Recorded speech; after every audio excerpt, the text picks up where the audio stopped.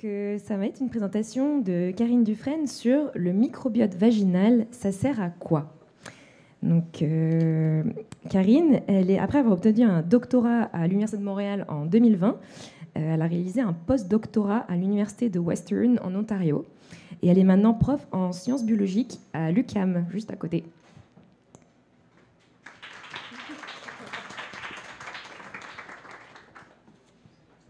Pour une fois qu'il y a un événement juste à côté de mon université, c'est vraiment parfait. Donc, je m'appelle Karine Dufresne, je suis professeure depuis septembre de l'année passée à l'UQAM dans le département des sciences biologiques. Et ma thématique de recherche tourne autour du microbiote vaginal et j'avais envie aujourd'hui de vous expliquer en fait à quoi ça sert. Et je n'ai pas de petit truc. Parfait, merci. Mais en fait, avant de commencer à parler du microbiote vaginal, la grande question, c'est, mais qu'est-ce que c'est que le microbiote? Hein? C'est quoi la définition du microbiote? Vous avez peut-être déjà entendu parler de microbiote. En fait, on parle de communautés de microbes. Ça va inclure des bactéries, des virus, différents champignons microscopiques et autres micro-organismes qu'on peut retrouver qui vont résider dans ce qu'on appelle un écosystème. Et en fait, peut-être le microbiote le plus connu, ça va être le microbiote intestinal, où justement tous ces microbes-là peuvent résider tous ensemble. Mais sur le corps humain, on va retrouver plusieurs microbiotes. Vous avez un microbiote de la peau, vous avez un microbiote des voies respiratoires, et celui qui m'intéresse aujourd'hui, c'est le microbiote reproducteur de la femme, et principalement celui au niveau du vagin. Donc, en fait, spoiler alert, le microbiote vaginal, ce que ça a comme fonction, c'est surtout d'assurer la santé de la femme. OK, bon, c'est bon. Donc, dans le fond, de façon traditionnelle, il y a à peu près 20 ans, on a décrit ces communautés-là selon 5 catégories.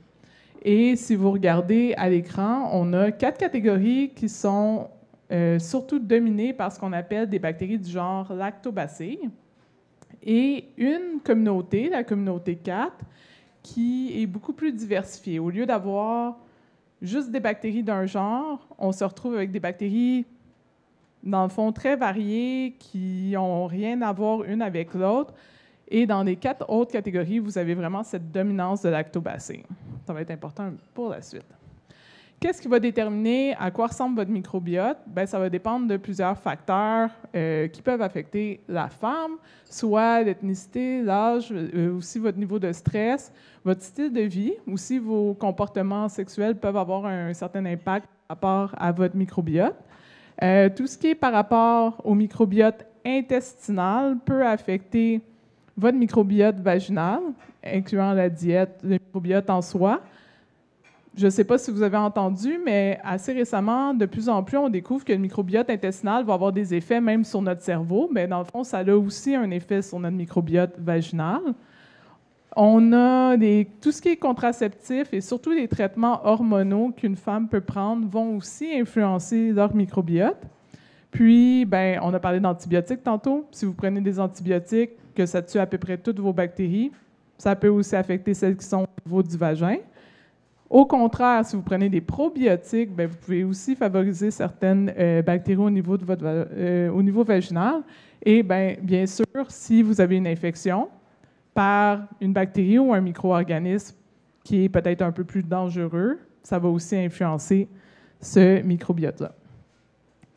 Donc, je vous ai dit, on a surtout une dominance de ce qu'on appelle les lactobacilles, mais qu'est-ce que ça fait en bout de ligne? Mon Dieu, quand je me tourne, j'entends plus rien. Et dans le fond, les lactobacilles ont plusieurs fonctions qui sont reconnues comme étant bénéfiques. On peut commencer par penser au niveau des cellules du système immunitaire. Ils vont avoir une fonction de bien moduler l'activité de ces cellules immunitaires pour vraiment permettre une bonne santé de la femme. Sinon, il y a plusieurs facteurs ici que vous voyez, dont l'effet de barrière qui les lactobacilles vont prendre tout l'espace et empêcher la croissance de d'autres microbes dans l'espace vaginal. Donc, ils prennent tellement d'espace qu'il n'y a juste pas de place pour n'importe quelle bactérie qui pourrait être moins intéressante à s'installer. Ils vont produire aussi plusieurs types de molécules qui vont empêcher la croissance des bactéries ou des autres microbes, entre autres ce qu'on appelle des bactériocines, qui est un peu une toxine envers d'autres bactéries. Il y a du peroxyde aussi qui va être produit au niveau du vagin qui peut empêcher la croissance des bactéries.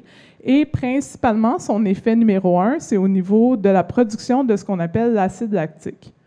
Donc, les lactobacilles produisent cet acide lactique qui va acidifier le vagin. Donc, le vagin devient super acide et bien, ça devient un environnement qui n'est pas intéressant pour les bactéries à vivre. Ce qui fait des lactobacilles des bactéries, puis dans le fond, des communautés qui vont être dominées par les lactobacilles, dans le fond, des communautés qui sont beaucoup moins à risque par rapport à notre santé, tandis que la communauté que je vous ai présentée, qui est un peu plus diversifiée, qu'on appelle la communauté mixte, va avoir beaucoup plus de risques pour la santé. Quand je dis risque pour la santé, ça ne veut pas dire que la personne va être malade, mais on obtient un petit peu plus. On échange? Parfait. Merci. Allô? Ouais? Allô? Ouais, OK, parfait. Ouh. Parce que là, je savais qu'il était près de ma bouche. Donc, dans le fond, dans le cas où on a une communauté qu'on dit mixte, on a un peu plus de risque pour notre santé. Par contre, ça ne veut pas dire que la personne qui présente une communauté mixte va être malade. Et quand on parle de risque pour la santé, de quoi on parle? Bien, entre autres, il y a des risques au niveau de la fertilité de la femme. Donc, juste le fait de pouvoir devenir enceinte peut être un peu plus compliqué, basé sur les communautés vaginales qu'on a. On peut aussi avoir des grossesses qui ne se rendront pas à terme dues aux risques reliés aux bactéries au niveau vaginal et tout ce qui est infection. Donc, si vous pensez des infections qu'on peut retrouver au niveau sexuel, ça va être, par exemple, des infections par le virus du VIH. Vous allez avoir différentes infections comme la syphilis, la chlamydia, la gonorrhée, qui ont un peu plus de risque d'arriver en présence d'une communauté qui ne sera pas dominée par les lactobacilles. Donc, si on a ces lactobacilles-là, comment ça se fait qu'il y a encore certains risques, en fait? Comment ça se fait qu'il y a quand même une population mixte qui existe? Mais en fait, si on regarde la même femme à différents moments de sa vie, si on parle là, en termes de jours, on va voir qu'elle n'est pas nécessairement toujours dominée par les lactobacilles. C'est très changeant à travers le temps. Et en fait, si on regarde différentes femmes, on n'a pas le même patron en termes de communauté chez chacune de ces femmes-là. Certaines femmes, comme la femme 2, va toujours être dominée par les lactobacilles, il n'y a pas de problème. On est avec un risque réduit. Tandis que si on regarde la femme 4, ben elle a toujours une communauté mixte, toujours une communauté plus diversifiée qui apporte plus de risques pour sa santé. Donc, on ne comprend pas encore vraiment comment tout ça se produit. On a des petites pistes de solutions. C'est justement un gros sujet du moment sur ce qui est du microbiote vaginal. Mais si, plutôt que regarder quelques jours, on regarde toute la vie d'une femme, de son enfance jusqu'à l'âge âgé, ça fait du sens. Mais dans le fond, une jeune fille, avant les menstruations, va avoir peu de nos lactobacilles, qui sont tant importants pour notre santé. À cause qu'on a moins de lactobacilles, on a moins de l'acide lactique dont on parlait, qui est donc important pour les effets bénéfiques, ce qui fait que le pH, normalement, du vagin pour une jeune fille est vraiment plus élevé normalement, donc beaucoup moins acide. Lorsqu'on est en âge de reproduction, c'est vraiment là qu'on a notre pic de lactobacilles. C'est là qu'on va voir les dominances de lactobacilles et on a notre le pH très acide. Et à partir du moment où vous frappez la ménopause, vous revoyez une diminution par rapport à ces lactobacilles. Est-ce que quelqu'un veut tenter de dire quel facteur pourrait influencer ces lactobacilles en sachant c'est quel moment de la vie qui est affecté? Est-ce que vous savez qu'est-ce qui arrive à l'âge de reproduction chez la femme? Les hormones, les estrogènes. Fait que c'est justement la raison pourquoi on a des lactobacilles au niveau du vagin, c'est parce qu'il y a production d'estrogènes principalement. En fait, l'estrogène sert comme un signal pour les cellules vaginales pour produire des sucres. Et ce sucre-là, principalement, c'est du glycogène, qui est le sucre préféré de nos lactobacilles. Donc, de là, les lactobacilles s'installent à ce moment-là et, en fait, créent une espèce de symbiose, comme une coopération avec notre vagin pour dire, bien, nous, on va prendre l'espace, on va acidifier l'environnement et on va t'empêcher d'avoir d'autres infections. On va vraiment créer les meilleures conditions pour ta vie. Mais alors que les lactobacilles utilisent ces sucres, bien, ça reste qu'on voit quand même encore un débalancement chez certaines femmes. Puis ça, on n'est pas encore capable de bien l'expliquer. Pourquoi certaines femmes, malgré qu'on a ces sucres-là présents, malgré que les femmes produisent de l'estrogène, mais vont quand même être colonisées par des bactéries plus diversifiées qui apportent plus de risques pour la santé. Et pourquoi aussi on voit l'apparition de certaines bactéries plus dangereuses pour la santé. Et c'est justement là que mon labo s'insère. On essaie de mieux comprendre comment toutes ces interactions-là arrivent, puis comment justement il y a un changement à travers le temps pour ce qui est des communautés de bactéries vaginales. Donc, j'espère que s'il y a un message que vous avez compris, au milieu de mon micro qui coupait un petit peu en cours de route, c'est que les lactobacilles sont vraiment là pour favoriser la santé de la femme sur plusieurs aspects, mais aussi pour vraiment contrer les infections microbiennes qui pourraient être moins intéressantes. Donc, éviter qu'on ait des infections à plein d'autres types de bactéries, de champignons ou de virus au niveau vaginal. Et sur ça, bien, en fait, je vous ai dit, j'ai commencé mon labo, bien, on est rendu avec une petite armée, toutes des femmes pour l'instant, malheureusement. Il paraît que parler de vagin, ça attire surtout des filles, qui sont en train de travailler justement à répondre à ces questions-là. Donc, j'ai terminé. Merci.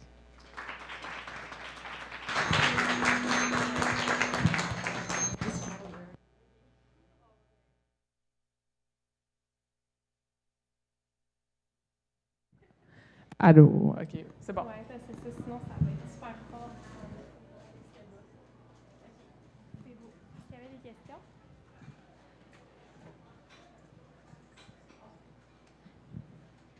Allô? Est-ce que ces changements, donc si on passe de l'un à l'autre, là, plus de lactobacilles, puis tout d'un coup plus de bactéries mixtes, est-ce que nous, on le ressent ou est-ce que notre corps nous le fait sentir, par exemple, par une odeur différente, des pertes ou quoi que ce soit, ou c'est totalement ça peut être totalement sans aucune sensation de notre côté. Il y a vraiment des femmes qui, à tout moment, sont juste dans cette situation-là de population diversifiée, puis il n'y a aucune problématique. Il y a plusieurs recherches qui ont même regardé différentes populations. Là, un des premiers papiers, malheureusement, ça a été séparé en blanc, asiatique, noir, latino. Puis on voit que normalement, il y a beaucoup plus de populations mixtes chez les noirs et latinos. Désolée, là, c'est vraiment la terminologie qui était utilisée. Malgré tout, on ne retrouve pas plus de cas d'infection chez ces personnes-là que chez les personnes blanches, par exemple. Fait encore une fois, on ne comprend pas bien comment tout ça se passe, pourquoi les communautés sont plus ou moins en santé. Ouais. Merci.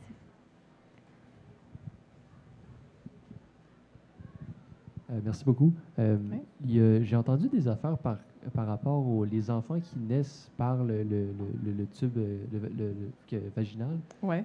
Qu'il y a comme un processus qui sont exposés à des bactéries, puis ça change leur système immunitaire. Est-ce que c'est lié à ces bactéries-là ou c'est comme la communauté mixte? Ou... C'est relié directement à ces bactéries-là. Donc, justement, c'est super important au début de vie. On va pas réussir. Hein? Donc, c'est les premières bactéries auxquelles tu es exposé. Puis même aujourd'hui, j'ai une petite nièce d'1 an et demi. Donc, quand un bébé naît, s'il naît par voie qui n'est pas naturelle, on est rendu à leur mettre un petit peu des bactéries de la mère pour comme, leur donner une meilleure défense immunitaire. C'est vraiment les premières bactéries que le bébé voit, en fait. qui vont vraiment peupler après ça les intestins, toutes les autres zones du corps. Donc, sont vraiment, vraiment, vraiment importantes. Ouais.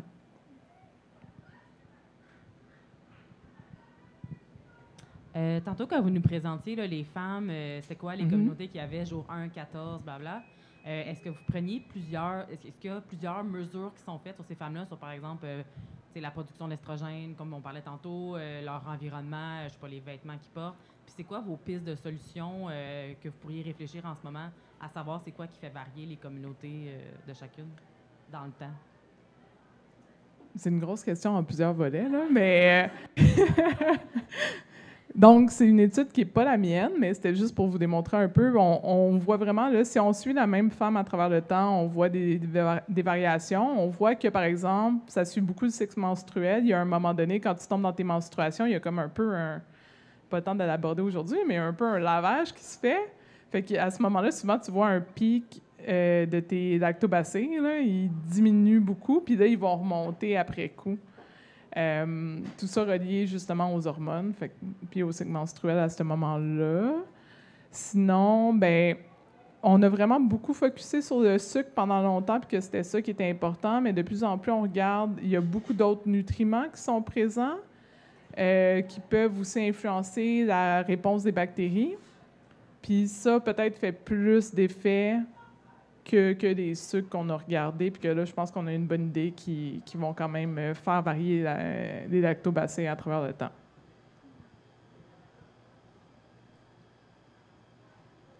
Moi, j'aurais une question, Oui? si on a encore le temps. Là. Je me demandais, tu as parlé des liens avec la santé mentale et tout. Qu'est-ce que tu peux élaborer par rapport à ça? Est-ce qu'il y a des liens avec le microbiote vaginal puis la santé mentale? Est-ce qu'un influence l'autre ou vice-versa? Mon Dieu, on est vraiment loin de faire ce stretch-là, mais pour l'instant, c'est surtout au niveau du microbiote intestinal qu'on reconnaît des liens par rapport à la santé mentale. Fait que notre microbiote intestinal est important pour éviter la dépression, etc.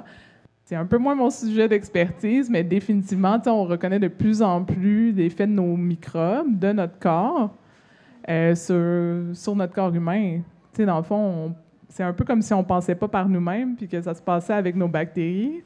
C'est quand même assez choquant et assez révolutionnaire comme idée. Oui, c'est vraiment fou. Mais c'est ça, je me demandais s'il y avait des trucs qui étaient sortis par rapport à d'autres microbiotes, parce qu'on a, justement, le microbiote vaginal, on n'en a pas juste dans les intestins, là, fait. Mais je me demandais s'il y avait des liens qui On n'a pas encore découvert que des bactéries du vagin influençaient nos pensées. On n'est pas rendu là. Ou que notre stress influençait les bactéries du vagin. Bien, ça, notre stress peut le faire parce que, veut pas, le stress est géré par des hormones. Puis ça aussi va venir affecter, veut pas, le microbiote vaginal. OK. Super intéressant. Merci.